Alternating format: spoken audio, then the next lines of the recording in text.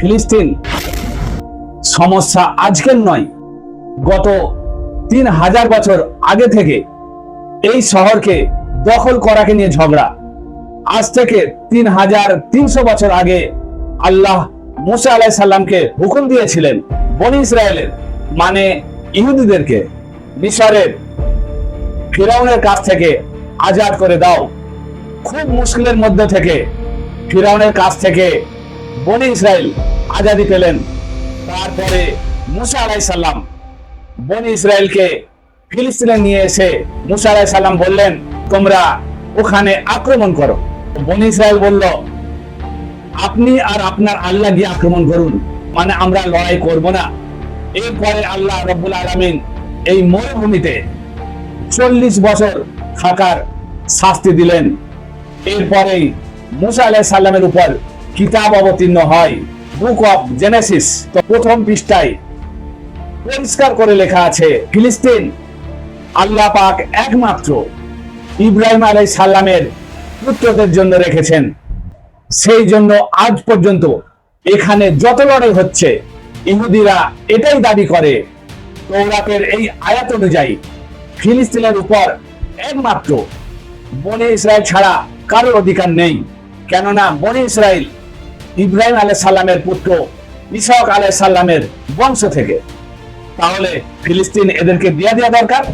কিন্তু তৌরাতে লেখা আছে ফিলিস্তিন ইব্রাহিম আলাইহিস সালামের পুত্রের জন্য, ইসহাক আলাইহিস সালামের পুত্রের জন্য নয়। কিন্তু ইব্রাহিম আলাইহিস সালামের দুই পুত্র ছিলেন, ইসহাক আর ইসমাইল। ইসহাক আলাইহিস সালাম ফাদার অফ ইসরায়েল, আর ইসমাইল আলাইহিস সালামকে আরবের ফাদার বলা হয়। এটা সবাই বলে, এটা শুধু আমার কথা নয়, এটা ইহুদিরাও মানে। ইহুদিদের কিতাব তৌরাত অনুযায়ী ফিলিস্তিন শুধু ইসহাকের বংশ, ইসরায়েলের অধিকার নেই। ইসমাইলের বংশ আরবদের অধিকার আছে। তো ইহুদিরা মুসা আলাইহিস সালামের সাথে 40 বছর এই মরুভূমিতে থাকার পর অবশেষে জাসেয়ার নেতৃত্বে এই ফিলিস্তিনকে দখল করে। কিন্তু দখল করে বেশি দিন রাখতে পারেন না। এই ফিলিস্তিন 300 বছর ইহুদিরা দুবারা দখল করতে পারেনি। কিন্তু 300 বছর পর দাউদ আলাইহিস সালামের হুকুমতে এই ফিলিস্তিনকে দখল করেন। ওনার পুত্র সুলেমান আলাইহিস সালাম আল্লাহর ইবাদত করার জন্য একটি মসজিদ বানায়, যাকে টেম্পল বলা হয়। সুলেমান আলাইহিস সালামের পরে এই ইহুদিরা 400 বছর রাজত্ব করেন। কিন্তু 400 বছর পর ইরাকে ব্যাবিলন এক বিশাল সাম্রাজ্য গড়ে ওঠে। আর রাজা হলো নবুকদনেজার। এর সাম্রাজ্য বড় করার জন্য এই ফিলিস্তিনিতে ভীষণ আক্রমণ করে, জেরুসালেমকে ভেঙে তছনছ করে দেয়, হাজারো ইহুদিকে হত্যা করে, টেম্পল ভেঙে চুরমার করে দেয় যা সুলেমান আলাইহিস সালাম বানিয়েছিলেন। আর যারা বেঁচে ছিলেন তাদেরকে বন্দী করে ওদের রাজধানী ব্যাবিলন ইরাকে নিয়ে যায়। আর 70 বছর এই ইহুদি ইরাকে দাসত্ব করে। কিন্তু 70 বছর পর ইরানে একটি নেক বাদশাহ সাইরাস দি গ্রেটের উপরে আক্রমণ করে, যিনাকে আমরা জুলকারনাইন বলে জানি বা চিনি। সাইরাস দি গ্রেটকে আক্রমণ করে সাইরাস দি গ্রেটকে এই বাদশাহ দখল করেন। এখানে যত ইহুদি ছিল সকলকে আজাদ করে দিলেন, আর সবাইকে পুনরায় ফিলিস্তিনে ফিরিয়ে দিলেন।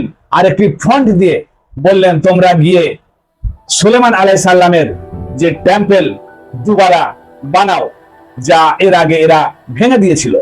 এরপরে ইহুদিরা 400 বছর এই ফিলিস্তিনিতে রাজত্ব করেন। কিন্তু এই 400 বছর পর আবার একটি রাজা এমন আক্রমণ করলেন এই ইহুদিদেরকে এখান থেকে 600 বছর বাইরে করে দেয়। দি গ্রেট রোমান আম্পায়ার বনি ইসরায়েলে এমন অত্যাচার করেছে, এর আগে এমন অত্যাচার কেউ করেনি। ইহুদিরাও রোমান আম্পায়ারের সাথে লড়ার জন্য খুব চেষ্টা করেছে।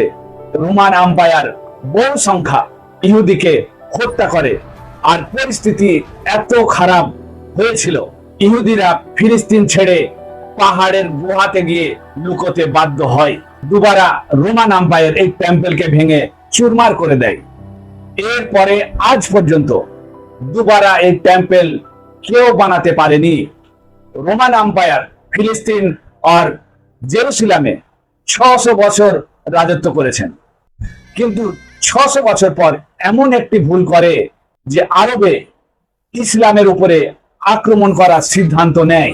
কিন্তু আরবে খুবই দ্রুত ইসলাম ছড়াচ্ছিল আর খিলাফত খুব দ্রুত বড় হচ্ছিল। কিছু বছরের মধ্যে এই মুসলমান রোমান আর পার্সিয়ানকে দখল করে নেয়। এরপর হযরত উমর সব থেকে বড় শক্তিশালী বাদশাহ বানেন। ইনার হুকুমত গ্রেট আলেকজান্ডার ওনার থেকেও বড় সালতানাত বানিয়েছিলেন। এইভাবে মুসলমান রোমানকে দখল করতে করতে জেরুসালেম পর্যন্ত পৌঁছে যায়। আর রাসূলুল্লাহ সাল্লাল্লাহু আলাইহি সাল্লাম এক হাদিসে বলেছিলেন, মুসলমান জেরুসালেম একদিন দখল করবে। এরপর মুসলমানদের কাছে দুটি অপশন ছিল, এর আগের মতো জেরুসালেমকে ভেঙে ফেলা, তা না হলে অবরোধ করা। অবশেষে 6 মাস পরে জেরুসালেমের গভর্নর সফরনিয়াস বললেন, আমি একটা শর্তে জেরুসালেম মুসলমানদের হাতে ছাড়তে পারি, যদি মুসলমানদের বাদশাহ উমর স্বয়ং আমার সাথে এসে দেখা করে। খালিদ রাদিয়াল্লাহু আনহু ভাবলেন, মুসলমানদের এত বড় আমিরুল মুমিনিন এই ছোট ছোট কাজের জন্য বিরক্ত না করাই ভালো। সেই জন্য উনি নিজেই হযরত উমরের ভেসে গেলেন। আর খালিদ হযরত উমরের মতো দেখতে ছিলেন, আর দুজনেই হাইটে একই ছিল, 7 ফুট লম্বা। কিন্তু ওখানকার একজন হযরত উমরকে দেখেছিলেন, তিনি দেখে বললেন, হযরত উমর নন। হযরত খালিদ বাধ্য হয়ে হযরত উমরকে জেরুসালেমে ডেকে পাঠান। জেরুসালেমের গভর্নর হীরা মুক্ত লাগানো পোশাক পরে হযরত উমরের অপেক্ষা করছিলেন। এত বড় বাদশাহ আমার সাথে মিলতে আসছেন। সফরনিয়াস আর জেরুসালেমের সবাই দেখে অবাক, এত বড় বাদশাহ, ওনার গোলাম উটের উপরে বসে আছে আর উনি সাধারণ পোশাক পরে হেঁটে হেঁটে আসছেন। এই দৃশ্য দেখে জেরুসালেমের লোকেরা চমকে ওঠে। এর আগে যে সব বাদশাহ জেরুসালেমকে দখল করেছে তারা সবাই তাবা ও বরবাদ করে দিয়েছে, কিন্তু এখন যে বাদশাহ এসেছেন ওই সবার থেকে খুবই শক্তিশালী। কোনো প্রোটোকল নেই, এক সাধারণ মানুষের মতো সাধারণ পোশাক পরে এসেছেন, যা এমনটি কোনোদিন হয়নি। হযরত উমর সারা রিলিজনকে আজাদ করে দিলেন। সফরনিয়াস জেরুসালেম হযরত উমরকে ছেড়ে দিলেন, কিন্তু একটা শর্ত রেখেছিলেন, কে মুসলমান কোনোদিন ইহুদিকে জেরুসালেমে আসার অনুমতি দেবেন না।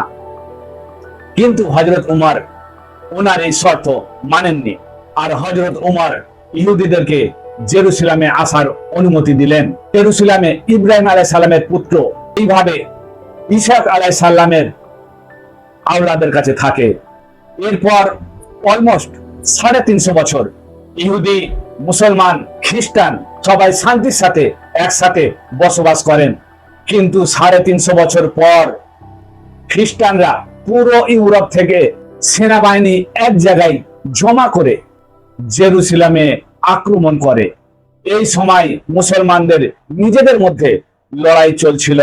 এই সুযোগে ক্রুসেডার সহজে জেরুসালেমে আক্রমণ করে দখল করে নেয়।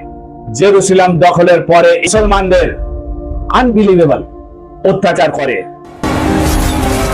আর হাজারো মুসলমান আর ইহুদিদেরকে হত্যা করে, মসজিদ আর সিনাগগস তাবাহ করে দেয়।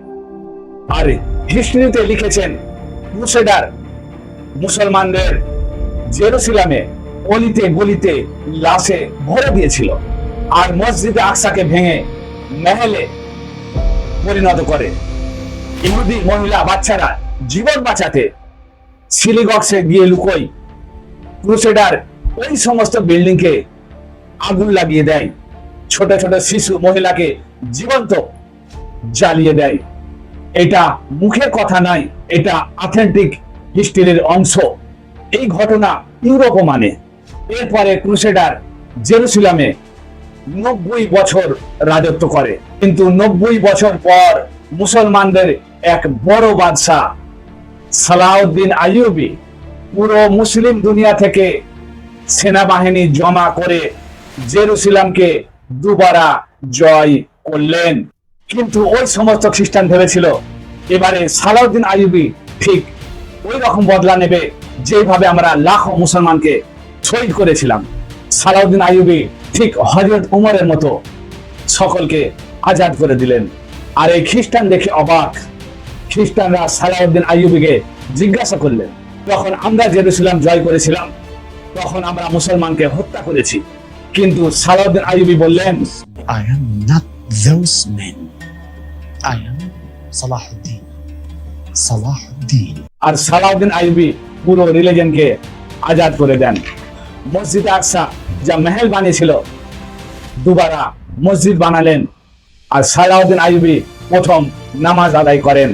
জেরুসালেম যখনই কেউ জয় করেছে তখনই জেরুসালেম লাশে ভরে দিয়েছে, খালি মুসলমান ছাড়া। মুসলমান যতবার জেরুসালেম জয় করেছেন ততবার শান্তির সাথে আমলের সাথে থাকতে দিয়েছেন। সালাউদ্দিন আইয়ুবী জয় করার পরে সারা ইব্রাহিম রিলিজন শান্তি ও সুকুনের সাথে 800 বছর ছিলেন। কিন্তু 800 বছর পর ঠিক আজ থেকে 100 বছর আগে জেরুসালেমে উসমানিয়া খিলাফতের হুকুমত ছিল। প্রথম বিশ্বযুদ্ধে আরবরা ব্রিটিশদের সাথে মিলে উসমানী খিলাফতকে ধ্বংস করে দেয়। আমাদের আরব এই তুর্কিরা কেন এসে হুকুমত করবে? এই জাতীয়তাবাদের জন্য ফিলিস্তিন মুসলিমদের হাতছাড়া হয়ে যায়। কিন্তু কিছু সময় আগে ব্রিটিশ আর ইহুদিদের সাথে একটি চুক্তি করে। ব্রিটিশ বলে, যদি আমাদের কাছে এই জায়গা আসে তাহলে ইহুদিদের জন্য একটি স্টেট বানাবো। আর এই চুক্তি কেন হয়েছিল? এর আগে ইহুদি ইউরোপে সব ফিল্ডে ব্যবসা বাণিজ্য, সায়েন্স, মেডিকেল, ব্যাংকিং সব জায়গাতে মজবুত ছিল। আর এই জন্য ইহুদি ইউরোপে সব থেকে শক্তিশালী ধনী ছিলেন। এনাদের সাপোর্ট অত্যন্ত দরকার ছিল ব্রিটিশদের জন্য। গত 1800 বছরে ইহুদিদের নিজেদের কোনো দেশ বলে ছিল না। ওই ইহুদিদের মধ্যে কিছু ইহুদি জায়নিক চিন্তা ভাবনা রেখে বললেন, আমাদেরও একটি দেশ হওয়া দরকার। আর ওরা পছন্দ করেন ফিলিস্তিনের এই জায়গাটা। আর দেশ হাসিল করার জন্য সব রকমের চেষ্টা করেছে। এমনকি উসমানী খলিফা আব্দুল হামিদের সাথে চুক্তি করার চেষ্টা করেছে, কিন্তু উনি সিধা মানা করে দিয়েছিলেন। ইহুদিরা ভালোভাবে বুঝতে পেরেছে ইসরায়েল রিয়াসত বানাতে হলে উসমানী খিলাফত না ধ্বংস করে হবে না। আর যখনই প্রথম বিশ্বযুদ্ধে উসমানী খিলাফত শেষ হয়ে গেল, এই ফিলিস্তিন মুসলমানদের হাত থেকে ছেড়ে ব্রিটিশদের কাছে চলে যায়, তখনই সারা দুনিয়া থেকে একটি গোপন প্ল্যান অনুযায়ী ইহুদি ফিলিস্তিনে এসে বসবাস করতে শুরু করে। ফিলিস্তিনি মুসলমানদের কাছ থেকে জমিন কিনতে থাকে ডবল 3 ডবল দামে। ওদের কাছে টাকা পয়সার কোনো কমি ছিল না। আর ব্রিটিশ সরকার বেলফোর ঘোষণা দেন। এটি ছিল ফিলিস্তিনে ইহুদিদের একটি দেশ বানাবার জন্য সমর্থন করা। এই কারণে প্রথম বিশ্বযুদ্ধে ইহুদিদের টাকা পয়সা দুটোই ব্রিটিশের সমর্থনে থাকে। খাস করে দ্বিতীয় বিশ্বযুদ্ধে হিটলারের ইহুদিদের উপরে অত্যাচারের পর পুরো দুনিয়া থেকে আরো বেশি বেশি ইহুদি ফিলিস্তিনে আসতে শুরু করে। আর ফিলিস্তিনে ধীরে ধীরে লড়াই বাড়তে থাকে। এরপরে ইউএন থেকে একটি ঘোষণা দিলেন যে ফিলিস্তিনকে 3 হিস্সা করা হয়েছে। 1 হিস্সা ফিলিস্তিনকে দেওয়া হয়েছে, 2 হিস্সা ইসরায়েলকে, আর 3 নম্বর হিস্সা জেরুসালেমকে দেওয়া হয়েছে। এখানে ইউএন এর হুকুমত থাকবে আর সকলের জন্য স্বাধীনতা হবে। ইউএন এর এই সিদ্ধান্তে আরো বিরোধিতা করেন। আর ইসরায়েল স্বাধীনতা পাবার একদিন পরে 4 দিক থেকে আক্রমণ হয়। মিশর, জর্ডান, সিরিয়া এই দেশের সেনা একসাথে মিলে ইসরায়েলে আক্রমণ করে। কিন্তু খুব লজ্জাজনক ভাবে এই আরব দেশ হেরে যায়। আর এমন একটা ছোট দেশের কাছে হারে যে সাইজে আরবদের থেকে অনেক অনেক ছোট। আর বড় কথা হলো যুদ্ধের একদিন আগে ইসরায়েল স্বাধীনতা পেয়েছিল। এই যুদ্ধের আগে ইউএন এর প্ল্যান অনুযায়ী 40% এলাকা ইসরায়েলকে দেওয়া হয়েছিল। এই যুদ্ধের কারণে 60% ইসরায়েল দখল করে নেয়, এমনকি জেরুসালেমের আধা শহর দখল করে। ইসরায়েল এই যুদ্ধে একা ছিল না, পুরো দুনিয়া সাহায্য করেছিল। এমনকি রাশিয়া, আমেরিকা ইসরায়েলের সাথে ছিল। ইসরায়েল এই সব এলাকা দখল করে একটুও সময় নষ্ট করেনি। 7 লাখ আরবকে এই ফিলিস্তিন থেকে বার করে দেয়। আর এই কারণে ফিলিস্তিনে ইহুদি বেশি আর আরব কম হতে থাকে। এই যুদ্ধে ইসরায়েল জেতার পর খুব শক্তিশালী হয়, আর পুরো দুনিয়া থেকে ইহুদি ইসরায়েলে জমা হতে লাগলো। এরপরে ইহুদিরা একেবারে সেন্টারে খুব শক্তিশালী হুকুমত গঠন করে। এরপরেও ফিলিস্তিন, গাজা ইসরায়েলের কন্ট্রোলে ছিল না। কিন্তু আজ থেকে 60 বছর আগে 1967 সালে একটি ভুল বোঝাবুঝির কারণে এখানে আরেকবার যুদ্ধ শুরু হয়। মিশর, জর্ডান, সিরিয়া বনাম এই ছোট্ট একটি দেশ ইসরায়েল। শুধু এটা নয়, 6 দিনের মধ্যে ইসরায়েল 3 গুণা বড় হয়ে যায়। আরব দেশ পুনরায় এই ছোট্ট দেশের কাছে জঘন্যভাবে হেরে যায়। এর উদাহরণ এমন, খাবিব হেজবুল্লাহর কাছে হেরে গেল, এমনকি দুবার।